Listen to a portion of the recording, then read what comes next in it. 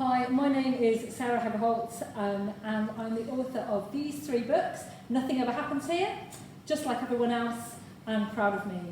All the books that I write are about family drama, about friendship, about school, about home, and they're also always about families that are a little bit unconventional. Whether it's in Nothing Ever Happens Here, where the main character's dad comes out as trans, whether it's in Just Like Everyone Else, where big changes happen in Aidan's family. So in every book, it's all about what happens when things don't go as you expect, and how do you work through difficult situations, and hopefully with a bit of drama, a bit of heart and a bit of laughter along the way. What book would you recommend to someone who enjoyed yours? One book I've read recently that I think if you enjoy Just Like Everyone Else or Proud of Me or Nothing Ever Happens Here, you'll also love is Glitter Boy by Ian Eagleton. It's just a beautiful story about a boy working out who he is, what's important to him, and dealing with some really difficult things, dealing with bullying, dealing with his grief, but ultimately coming through it in a really beautiful way. I absolutely loved it, so I really recommend that to anybody else as well. What was your last 5-star read? My last 5-star read was Checkmates by Stuart Foster, which is a book about a boy who struggles to concentrate in school, and through building a relationship with his grandpa and learning to play chess, discovers things about himself that he never even realised were true. I was really lucky. I got to meet Stuart at a book quiz where we were both, along with other authors, tested on aspects of our own books. And so through kind of hearing him perhaps get some of the answers wrong about his own book, I learned enough about Checkmates to know that I really wanted to go and read it, and I wasn't disappointed. What is your favourite library memory? I have a lot of happy library memories. My mum was a librarian, so libraries were always really important in our household. I remember spending a lot of my childhood reading my way through Ealing Library's children's library collection. And this was back in the day where none of it was electronic. So whenever you got out a book, they'd give you a little bit of paper with the name of the book on, and you'd sort of put it in your pocket, in your own little card file.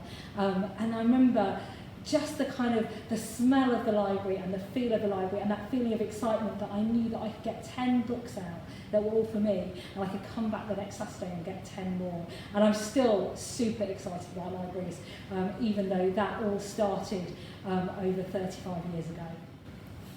Time for some quick fire questions. Read a book or listen to a book? Read a book. Paper book or e-book? Paper book every time. Long book or short book? That is a tricky one. That's a tricky one. I quite like to get into a good book, so maybe a long book. Funny book or serious book? Funny book. Especially a funny book that makes you cry. Do you have borrow box? I do not have borrow box, but everyone else in my family has borrow box. So if I want to get something on borrow box, I have to talk nicely to them, because I haven't quite got around to setting it up for myself.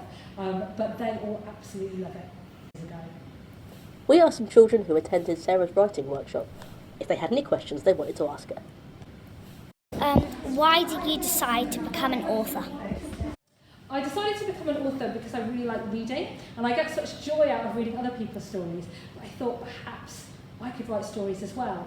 And I particularly like writing about families that are a little bit like mine, so families where one or more of the parents are LGBTQ+. Because when I was growing up, there weren't a lot of stories about families like mine. And one of the things that motivated me to become an author was to tell those stories, to reflect that experience that I see in kids that I talk to and families that I know. So that was one of the things that made me think perhaps I've got a story to tell that I can share with other people. How many books have you written? I've written quite a lot of books. I've written a couple for adults that are based on real life experience. I've written 3 now that have been published for people aged about 10 to 13 for the family drama and friendship. And I've got another one that's very much in the same kind of vein coming out next year. I've also written a series for younger readers about a magic hotel that transports you back into the past. And I've written tons and tons of books that have never seen the light of day, and one day I hope will be published. So it's really hard to answer that question. Coming up for 10, but it keeps changing. In your favourite book, how many pages are there? Most of the books I write have got between about 200 and 300 pages. I think probably my favourite ones are the ones that are a little bit shorter, because it's always good to get to the point without hanging around. So probably around that sort of 200 mark.